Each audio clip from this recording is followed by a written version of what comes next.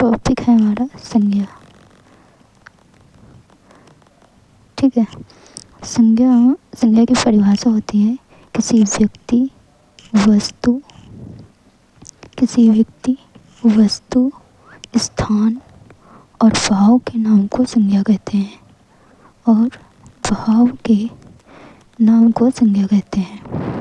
ठीक है, नाम को संज्ञा कहते हैं। ठीक है, अब ये संज्ञा मूल रूप से संज्ञा के प्रकार कितने होते हैं? संज्ञा मूल रूप से 2 प्रकार की होती है। संज्ञा मूल रूप से 2 प्रकार की होती है। आपसे बोलेंगे 2 प्रकार के कौन कौन से होते हैं? हमने तो 5 प्रकार पढ़े हैं। तो देखिए, पहले 2 प्रकार की होती है, मूल रूप से 2 प्रकार की होती है। पहली है यथार्थवाचक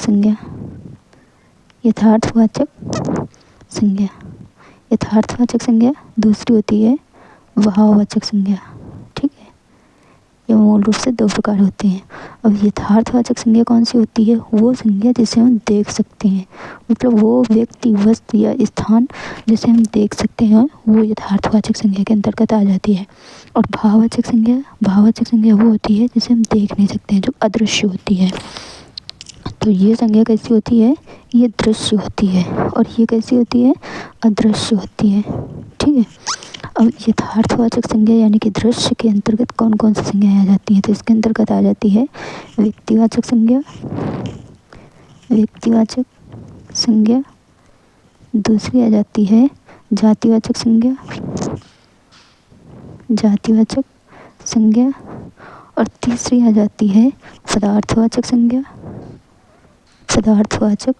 संज्ञा, चौथी आ जाती है इसी में समूहवाचक संज्ञा।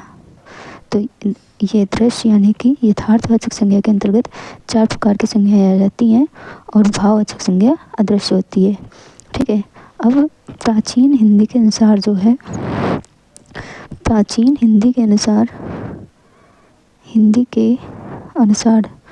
संज्ञा के जो भेद बताए गए हैं, प्राचीन हिंदी के अनुसार संज्ञा के 5 भेद बताए गए हैं। कितने भेद? 5 भेद। 5 प्रकार की संज्ञाएं कौन कौन सी होती हैं? यही संज्ञाएं, ये व्यक्तिवाचक संज्ञा आप लोग अपनी आगे लिख लेना, मतलब व्यक्तिवाचक संज्ञा, जातिवाचक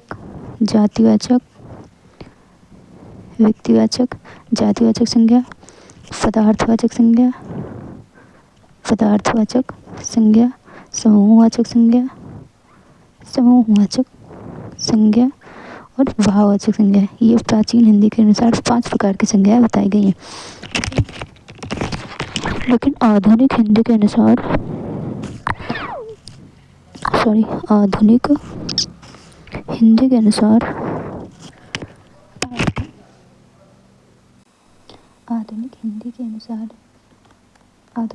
अनुसार संज्ञा के भेद, आधुनिक हिंदी के अनुसार संज्ञा के 3 प्रकार के भेद बताए गए हैं। 3 प्रकार के कौन कौन से हैं? देखिए, पहला है व्यक्तिवाचक संज्ञा, दूसरी है जातिवाचक संज्ञा, और तीसरी है भाववाचक संज्ञा।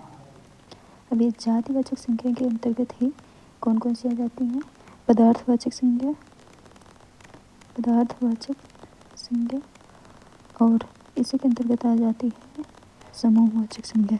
इसी के अंतर्गत कौन सी आ जाती है? समूहवाचक संज्ञा। ठीक है, तो हम लोगों ने संज्ञा की परिभाषा, संज्ञा के भेद पढ़ लिए। अब आगे चलते हैं, इन सभी के जो 5 प्रकार के भेद बताए गए हैं, इनके बारे में जानते हैं। चलिए, संज्ञा के भेद हमने पढ़ लिए थे। 5 प्रकार की संज्ञा होती हैं। तो सबसे पहले संज्ञा है व्यक्तिवाचक संज्ञा। व्यक्तिवाचक संज्ञा वो संज्ञा है जो किसी विशेष व्यक्ति, वस्तु या विशेष स्थान का नाम बताती है। का नाम बताती है व्यक्तिवाचक संज्ञा कहलाती है। यानी कि जो एक विशेष व्यक्ति विशेष के बारे में जो संज्ञा बताए या विशेष स्थान के बारे में संज्ञा बताए, जहाँ पर विशेष वस्तु का नाम हो, विशेष व्यक्ति का नाम हो, विशेष स्थान का नाम हो, वो संज्ञा व्यक्तिवाचक संज्ञा कहलाती है। जैसे कि उदाहरण है, जैसे ताजमहल। ताजमहल एक विशेष स्थान का नाम, एक विशेष है ताजमहल। यमुना एक स्पेसिफिक नेम है, यानी कि एक विशेष नाम है यमुना। किसी का नाम हो गया राम, श्याम, ठीक है। कानपुर एक विशेष स्थान का नाम हो गया कानपुर। प्रयागराज, ठीक है, प्रयागराज। लाल किला ये एक विशेष स्थान, व्यक्ति और जगह के नाम है, इसलिए इन्हें व्यक्तिवाचक संज्ञा कहते हैं आदि, ठीक है। यानी कि एक विशेष किसी का नाम हो सकता है, उसमें जैसी और वस्तुएं नहीं होती हैं, वो व्यक्तिवाचक संज्ञा के अंतर्गत आती हैं, ठीक है। और ये सदैव दृश्य होती हैं, यानी कि इन्हें देखा जा सकता है। और इनकी एक विशेषता ये भी होती है कि ये सदैव एक वचन में होती हैं, सदैव एक वचन में होती हैं, ये बहुवचन में नहीं होती है, सदैव एक वचन में होती है, क्योंकि एक विशेष व्यक्ति होती है, विशेष स्थान होता है या विशेष वस्तु होती है, तो ये सदैव एक वचन में आती है, ठीक है। चलते हैं आगे। दूसरी कौन सी है? जातिवाचक संज्ञा। जातिवाचक संज्ञा, जातिवाचक संज्ञा के अंतर्गत वे संज्ञाएं, जातिवाचक संज्ञा के अंतर्गत वे संज्ञाएं आती हैं जो किसी जाति या पूरी जाति का विरोध मतलब बोध कराती हैं। वे संज्ञा या वह संज्ञा जो किसी जाति का बोध कराती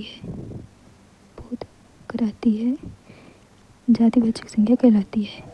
जातिवाचक संज्ञा सदैव बहुवचन, इसका बहुवचन बनाया जा सकता है, जैसे कि उदाहरण में नदी सभी नदियों का बोध करा रही है, सभी प्रकार की नदियों का बोध करा रही है। जानवर यानी कि जानवरों की सभी प्रजाति का बोध करा, नदी, जानवर। और इसके अंतर्गत आ जाएगा अध्यापक, और इसके अंतर्गत आ जाएंगे जैसे आम, सभी आम की प्रजाति का बोध करा रहा है, मतलब आम की पूरी जाति का बोध करा रहा है। जैसे कि मंत्री, सभी प्रकार के मंत्रियों का बोध करा रहा है, मंत्री की पूरी प्रजाति का बोध करा रहा है, जातिवाचक संज्ञा के अंतर्गत रखा जाएगा। और जैसे कि पेन को भी जातिवाचक संज्ञा के अंतर्गत रखा जाएगा। लड़का, लड़की, और जैसे काली गाय, जितनी भी काली गाय हैं वो सब जातिवाचक संज्ञा के अंतर्गत आ जाएंगी आदि, ठीक है। अब चलते हैं हम लोग भाववाचक संज्ञा के अंतर्गत। भाववाचक संज्ञा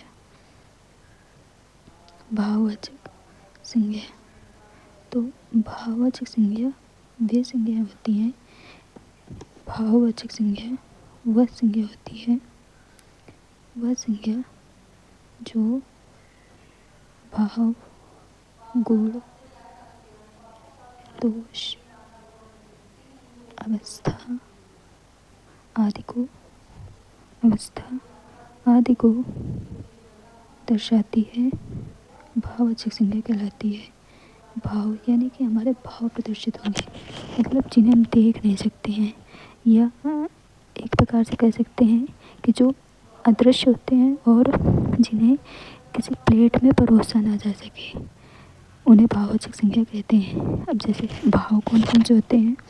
भाव होते हैं जैसे खुशी को हम दिखा नहीं सकते कि हमें कितनी खुशी है, किसी को हम दिखा सकते नहीं दिखा सकते कि कितनी खुशी है। जैसे दुख को शब्दों में नहीं बताया जा सकता, ना ही दिखाया जा सकता है कि कितना दुख है। उदासी, ठीक है। और इसके अंतर्गत आ जाएगा प्रेम। जैसे गुड़, ये गुड़ है ना, ये भाव हो गए, ये गुड़। तो गुड़ के अंतर्गत कौन कौन से गुण आ जाएंगे? जैसे किसी का गुण होता है ना ईमानदारी, ईमानदारी दिखाई नहीं जा सकती, ये दृश्य होती है। जैसे परिश्रम, कोई कितना परिश्रमी है ये दिखाया नहीं जा सकता है, कितना मेहनत कर रहा है, ठीक है।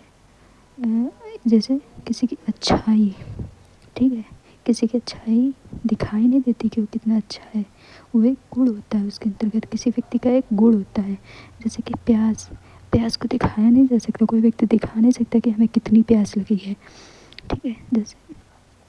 जैसे दोष, दोष कौन कौन से होते हैं? जैसे किसी का दोष होता है बेईमानी, बेईमानी दिखाई देती है क्या कि कोई कितनी बेईमानी कर रहा है? दिखाई नहीं देती ना, वो एक दोष होता है, ये भाववाचक संज्ञा के अंतर्गत आएगा। जैसे बुराई, बुराई भी किसी की दिखाई नहीं देती है, वो भाव होता है, भाववाचक संज्ञा के अंतर्गत है। अवस्था, अवस्था जैसे कि बुढ़ापा, बुढ़ापा भाववाचक संज्ञा के अंतर्गत आएगा। यौवन भाववाचक संज्ञा के अंतर्गत आएगा। जैसे इसके अंतर्गत आते हैं सजावट, सजावट, बनावट, वीरता, वीरता एक भाव होता है, ठीक है।